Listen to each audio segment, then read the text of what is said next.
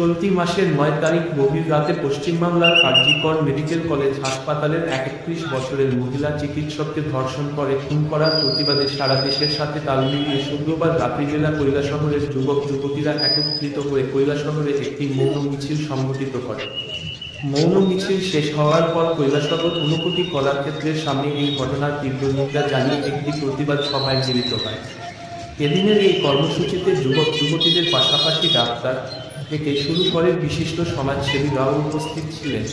ওনাদের একটাই দাবি, যারা এই কাণ্ড সংগঠিত করেছে তাদের যাতে প্রশাসন অতিসত্বর আইনের আওতায় এনে কঠোর থেকে কঠোরতম শাস্তি প্রদান করে। পাশাপাশি এই প্রতিবাদ সভায় মিলিত হয়ে উপস্থিত সবাই তার তীব্র নিন্দা এবং ধিক্কার জানান।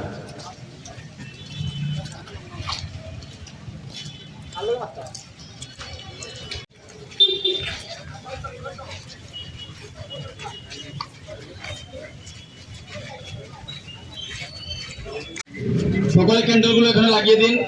সকলে এখানে একটু অপেক্ষা করবেন, আমরা নীরবতা পালন করব।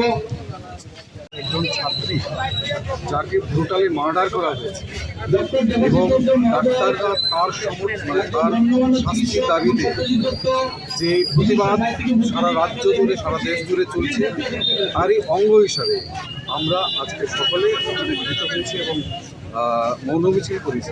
কারণ সেই সব ডাক্তারদের প্রতি সহানুভূতি দেখাতে এবং সহমর্মিতা দেখাতে যে আমরাও সেই সব দোষীদের শাস্তি চাই এবং চরমতম শাস্তি চাই, যেন কোনো অপরাধ এই ধরনের অপরাধ করতে সাহস না পায়।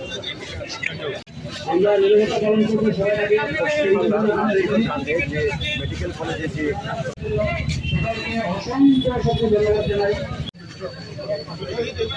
সবার মোবাইল সাইলেন্ট অফ, আমরা 1 মিনিট নীরবতা পালন করব।